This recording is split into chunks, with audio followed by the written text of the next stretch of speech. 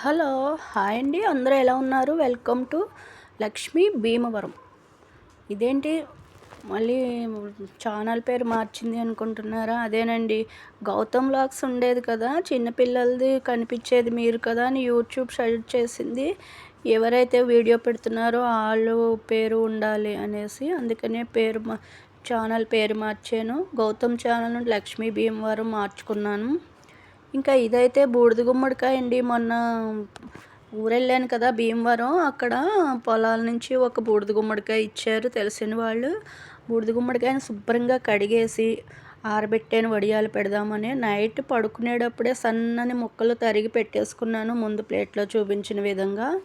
ఆ తర్వాత అయితే ఒక అర కేజీ మినప్పప్పుని నైట్ నానబెట్టుకుని మార్నింగే మెత్తగా రుబ్బుకుని, దాంతోపాటు కాస్త మెంతులు కూడా నైట్ నానబెట్టుకుని మెంతి పిండి, ఇంకా పచ్చిమిరపకాయలు, వెల్లుల్లిపాయలు, జీలకర్ర ఇవన్నీ మెత్తగా దంచి అది వేసి ఈ బూడిద గుమ్మడికాయ ముక్కల్ని బాగా పిండేసి వాటర్ లేకుండా ఈ మినప్పిండి, పచ్చిమిరపకాయలు, వెల్లుల్లిపాయలు ఇవన్నీ కలిపిన పేస్టు, మెంతి పిండి, తగినంత ఉప్పు అన్నీ వేసి, పసుపు అన్నీ వేసి ఇలా మిక్స్డ్గా కలిపేయాలి.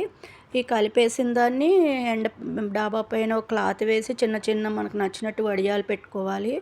ఇదైతే కాయ నుండి వచ్చిన మధ్యలో గింజలు బూరుగు అంటారు కదా, మధ్యలో ఉంటుంది.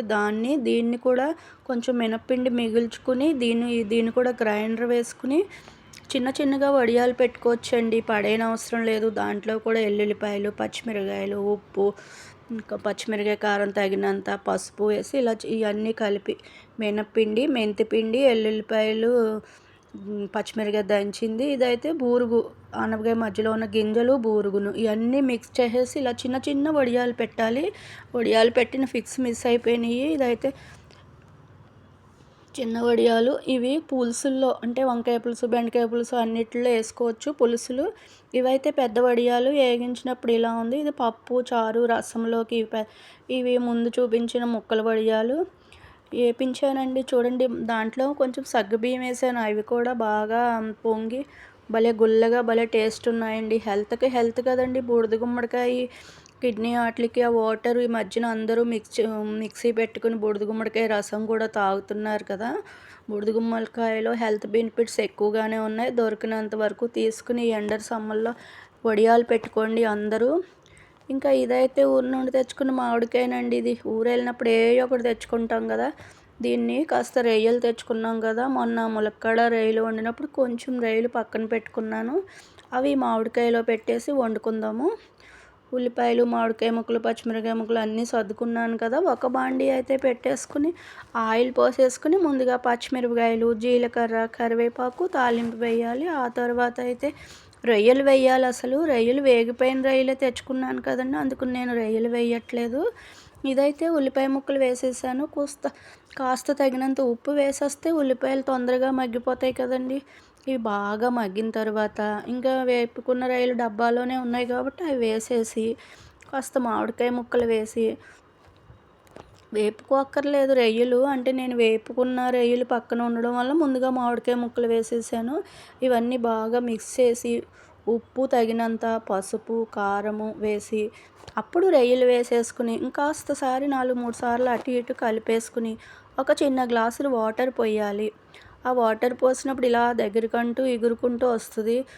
పుల్లగా మామిడికాయ ముక్కతో, రొయ్యల ఫ్లేవర్తో, ఆ పచ్చిమిరపకాయ ఘాటుతో మంచి. దీంట్లో మసాలా ఏ విధమైన మసాలా వేయనవసరం లేదు. పచ్చిమిరపకాయ, ఎల్లుల్లిపాయ, మామూలు ఉల్లిపాయ, కొంచెం చిన్నది అల్లం మీద దంచుకోవాలి. మిక్సీ పెట్టకూడదు, కచ్చాపిచ్చాగా రోట్లో దంచుకోవాలి. లేదంటే రోల్ లేకపోతే మిక్సీలోనే కొంచెం క్రష్గా వేయాలి. ఇప్పుడు అన్నీ వేసి బాగా మగ్గాక తగినంత ఉప్పు, పసుపు వేసాక ఇలా చిన్న గ్లాసు నీళ్ళు పోస్తే చాలు. 5 నిమిషాలు ఉడికిస్తే కనుక మెత్తగా ఉడికిపోతుంది. ఇలా ఆయిల్ బయటకు వచ్చినప్పుడు కట్టేయాలి. ఇది రైస్లోకి బాగుంటుంది చాలాను. ఇష్టమున్నవారు రోటీలో కూడా తినొచ్చు.